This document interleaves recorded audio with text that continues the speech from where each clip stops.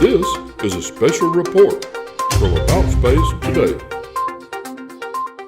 This is a special report from the Washington News Bureau. I'm Rick Potlock. NASA and SpaceX will likely launch the first crewed Dragon space capsule on or around May 7th, and that a decision on the mission duration has not been made. Still, the target date of May the 7th appears to be on track, with SpaceX and CEO Elon Musk's claim in a press conference stating that the manned mission with NASA could be early in the second quarter of 2020. At this point, NASA isn't sure of the mission duration because they want to minimize the time of the three ISS crew members, astronauts Bob Beekman and Doug Hurley, and a Russian cosmonaut. April the 9th, NASA's Expedition 63 to the ISS will launch from Kazakhstan, sending Chris Cassidy and two Russians. It will be Cassidy's third spaceflight. April 17th, NASA's Expedition 62's astronauts, Dr. Andrew Morgan and Jessica Meir, and a Russian cosmonaut will return to Earth, landing back in Kazakhstan. This has been a special report from the Washington News Bureau. I'm Rick Potlock. This has been a special report from About Space Today. 5, 4, 3, 2, 1, 0. All engine running. Liftoff. We have a liftoff. This is About Space, America's return to space, with news and information on our U.S. space program. Is your host of About Space, David Denal. In an hour of change and challenge, in a decade of hope and fear, in an age of both knowledge and ignorance. The greater our knowledge increases, the greater our ignorance unfolds. No man can fully grasp how far and how fast we have come. We shall send to the moon, 240,000 miles away, a giant rocket more than 300 feet tall, on an untried mission to an unknown celestial body, and then return it safely to Earth. But why, some say, the moon? Why choose this as our goal? We choose to go to the moon in this decade and do the other things, not because they are easy, but because they are hard. Because that goal will serve to organize and measure the best of our energies and skills, because that challenge is one that we're willing. Welcome, and thanks for joining me today. It was on May the 25th, 1961, that President John F. Kennedy announced his goal of putting a man on the moon by the end of the decade. President Kennedy's challenge and dream came true as Buzz Aldrin and Neil Armstrong walked on the moon some 50 years ago. It's one small step for man,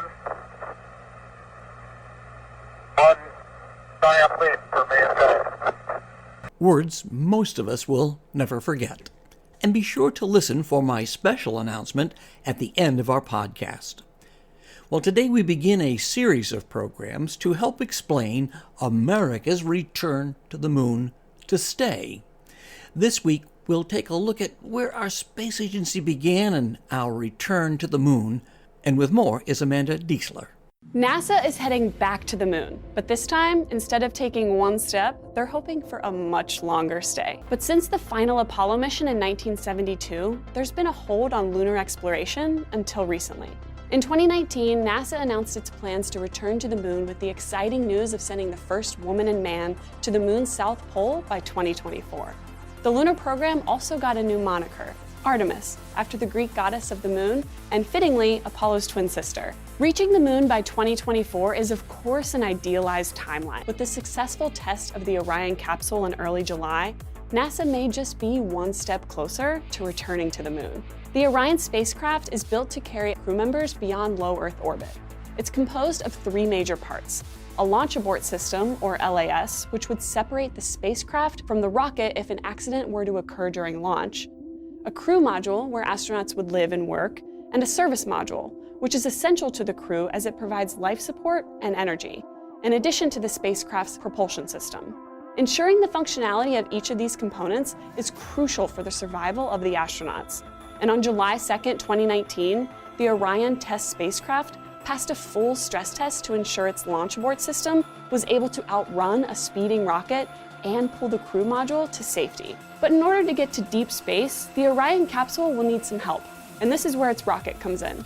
The Orion capsule will be hitching a ride on the Space Launch System, or SLS.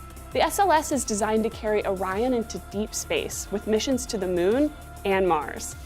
And it's with the Artemis 1 mission that the world's most powerful rocket will take its first test, making it the first integrated flight of Orion and the SLS. Standing at roughly 98 meters and weighing around 2,600 metric tons, the SLS Block 1 will generate 39,144 kilonewtons of thrust at liftoff.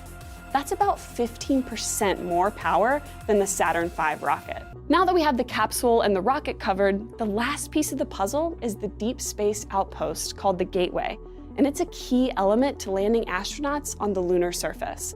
And stand by for my special announcement. 50 years ago, we pioneered a path to the moon. The trail we blazed cut through the fictions of science and showed us all what was possible. Very pretty out here. We're going. We are going. We are going. We're going. Are you going?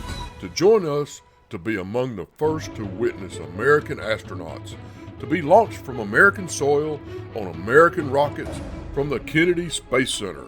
We are taking reservations. So stand by. You'll be hearing more about our exciting tour to watch a launch from America's spaceport. And for launch details and more, like us on Facebook. And be sure to share our program with your family and friends. And join me next week when I introduce The Gateway. I'm David Denault. This has been About Space Today.